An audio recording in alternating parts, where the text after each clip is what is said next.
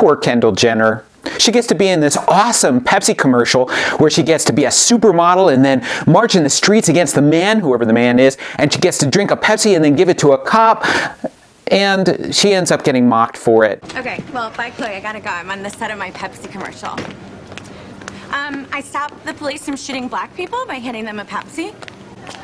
I know, it's cute, right?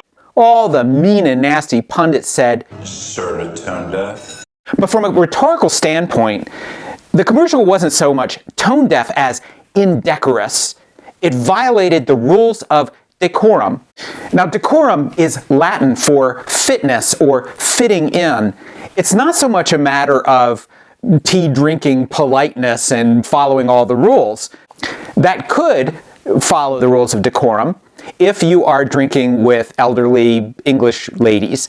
But in most cases, decorum simply means fitting in with your environment in the same way that a species survives in its environment by fitting in appropriately.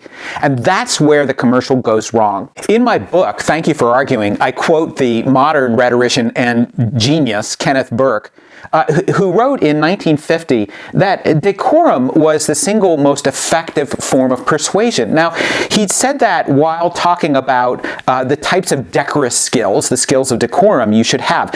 He writes, "You persuade a man only insofar as you can talk his language by speech, gesture, tonality, order, image, attitude, idea, identifying your ways with his." Now, he did write that in 1950. Today, calling all of humanity as man would seem indecorous. Not back then. Basically, he's talking here about values, about what we most value and think is most important, what we most identify with.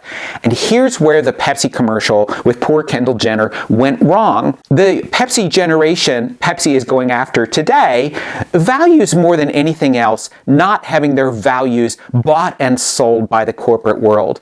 This is a generation all about authenticity, not money-making phoniness. She gives a policeman a Pepsi and everybody cheers essentially not Kendall Jenner, but the Pepsi.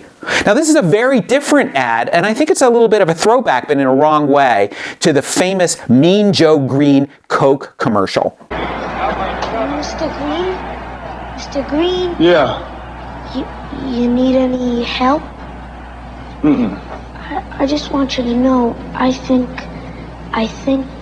you're the best ever. Yeah, sure. Want my Coke? It's okay, you can have it.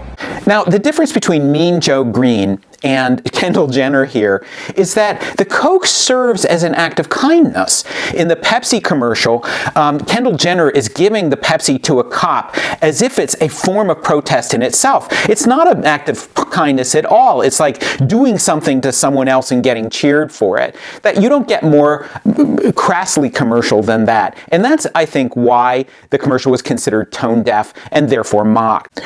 If you want to practice ideal decorum, understand what your audience values the most, and then prove that you value them too. Now, this does not mean dressing like your audience or trying to behave like an audience. I'm 61 years old, and I talk to students all the time. I do not try to dress like them. I don't try to use their lingo.